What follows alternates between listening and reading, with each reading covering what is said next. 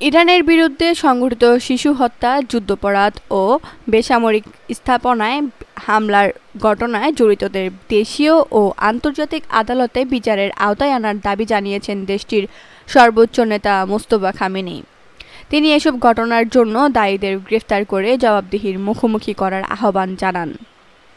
দেশের বিচার বিভাগীয় সপ্তাহ উপলক্ষে দেওয়া এক বার্তায় মোস্তফা খামেনি বলেন, মিনাব ও লামার্দে সংঘটিত শিশু হত্যা এবং যুদ্ধাপরাধের বিচার দেশীয় আদালতের পাশাপাশি আন্তর্জাতিক আদালতেও হওয়া উচিত।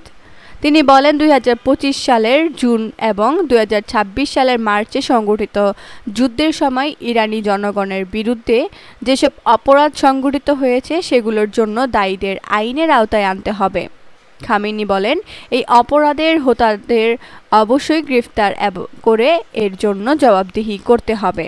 তার ভাষ্য, এসব অভিযোগ শত শত, এমনকি হাজার হাজার গুরুত্বপূর্ণ আইনি মামলার মধ্যে অন্যতম, যেগুলো দেশীয় ও আন্তর্জাতিক আদালতে গুরুত্বের সঙ্গে অনুসরণ করা প্রয়োজন। তিনি আরও বলেন, অভিযুক্ত ঘটনাগুলোর মধ্যে মিনাবো ও লামার্দে শিশু হত্যা, চিকিৎসা ও সেবাকেন্দ্রে হামলা এবং সাইয়েদ আলী খামেনিকে গুপ্ত হত্যার চেষ্টা অন্তর্ভুক্ত রয়েছে। এছাড়া এসব ঘটনার ফলে ইরানি জনগণের ওপর ব্যাপক শারীরিক, মানসিক ও বস্তুগত ক্ষয়ক্ষতি হয়েছে বলেও উল্লেখ করেন তিনি।